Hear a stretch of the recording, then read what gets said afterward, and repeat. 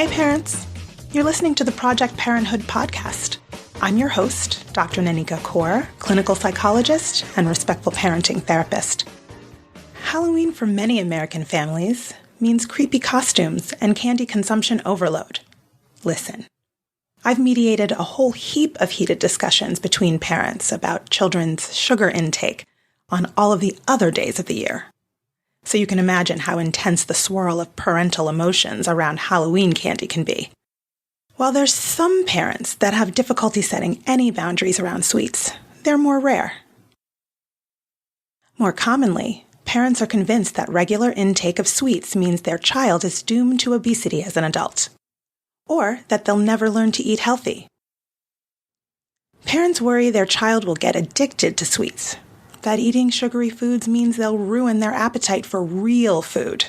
Some parents are even convinced that sweets should be earned, solely given as a reward for good behavior and otherwise banned. Many parents themselves grew up in homes where treats were strictly controlled. I've heard stories about childhood playdates at friends' houses where coveted junk foods that were not allowed in their own homes were abundant and unrestricted by their friends' parents. It's unsurprising that the desire to go to friends' houses can become more motivated by food than by the friends themselves. The thing is, the more parents restrict and vilify certain foods in their home, the more likely the child is to whine and beg for them, and even try to get them in sneaky ways. Children will resist control. And when that control isn't present, it's a free-for-all, where kids don't know how to put on the brakes. You're hoping that control coming from you, which is external control, will create internal motivation in your child to eat healthy. But external restrictions don't help a child develop self-control. So what can parents do instead? Nutritionist and family therapist Ellen Satter, the creator of Satter Division of Responsibility in Feeding, or SDOR, offers some great tips for parents anxious about Halloween candy. Here are 7 tips for helping kids learn to regulate their Halloween candy intake. So, on days 1 and 2, let them have unlimited candy.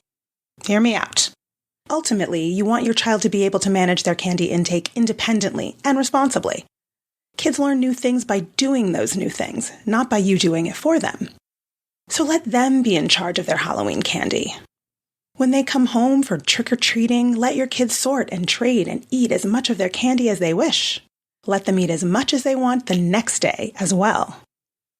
The 3rd day after Halloween, let them have 2 pieces of candy for dessert. In Satter's DOR model, meals are defined as times when the family sits down to eat the same food at the same time. Dessert is served at the same time as the family meal, and all are free to eat their dessert before, during, or after the meal. No seconds.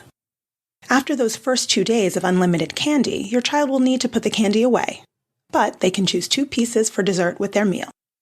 Then, offer unlimited candy at sit-down snack times.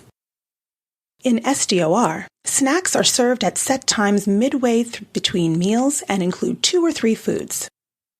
At snack times, make sure your child is sitting down and allow your child to have as much candy as they want. If they can follow the 2 pieces at meals rule and as much as they want at snack times, they can maintain control of their own candy stash. If it's too hard for them, let them know you'll help them regulate it for meals and snacks yourself, but only until they're able to manage it on their own. 4th, everything consumed in moderation. All year round, you can help your child take a matter-of-fact and relaxed attitude toward all foods, including junk foods and treats, if you don't forbid any kind of food, treat, or drink. Show neutrality about all kinds of food rather than describing some food as good and other food as bad. Serve all kinds of foods and drinks and treats that your family enjoys at sit-down meal times or sit-down snack times. Periodically, at snack time, offer an unlimited amount of food or drink that you consider a treat. The more you restrict these foods, the more likely your child is to crave them and not be able to regulate their consumption of them when they do have unrestricted access. Eating these foods to avoid during meals and snacks renders them more ordinary and less taboo. 5. No grazing between designated eating times. You won't need to worry about ruining their meals with candy if you make sure they're showing up to meals and snacks hungry. That means no eating or drinking anything but water between meals and snacks. Make sure your meals include a protein, a vegetable, or a fruit, something starchy, and whatever dairy your family prefers. For snacks, try a combo of protein, a fat, and a carbohydrate to keep everyone sated until the next meal. 6. Be mindful of the parent-child feeding relationship. The SDOR model helps balance your responsive parental leadership with your child's autonomy in eating. Instead of managing your child's eating by manipulating it in some way in order to achieve your own personal nutritional or growth standards, trust your child to eat as much or as little as they need to in order to grow in the way that they need to.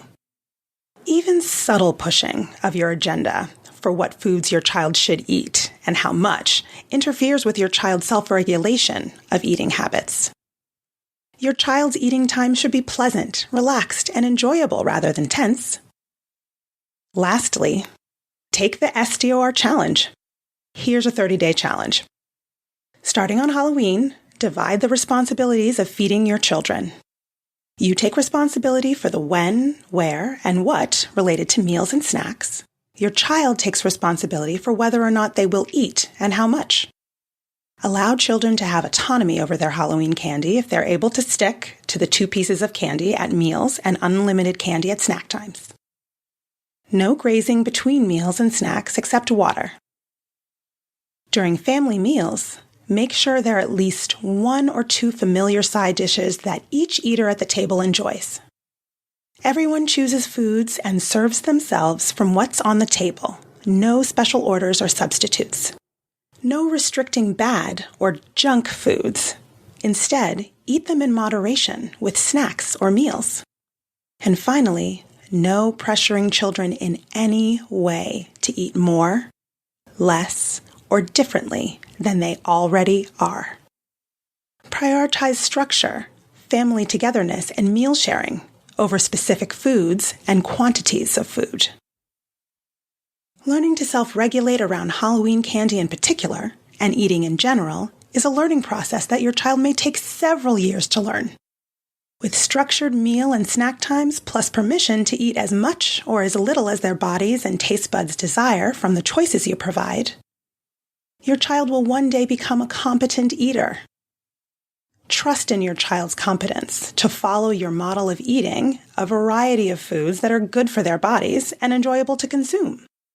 Along the journey to independent regulation of food intake, kids will eat inconsistently, sometimes refuse unfamiliar foods, tastes, and textures, and might eat more or less depending on their emotional or physical state. Using SDOR helps you let go of expectations around your child's eating. You stick to your responsibilities of deciding the what, when, and where of meals and snacks, and let your child be responsible for the if and the how much. Then holiday candy hauls will become ordinary food your kids eat in moderation, just like anything else. Let me know how you did with the challenge. Did you find it easy, hard? Did you see any change in you, your child, or your relationship with your child when it comes to eating? Tell me about it. I hope that's helpful. You can find out more about my work with parents at www.brooklynparenttherapy.com and on Instagram at BKParents, BKPARENTS. If you have more questions about feeding kids or any other parenting questions or stories, leave me a message at 646-926-3243. And be sure to let me know if it's okay to use your voice on the show.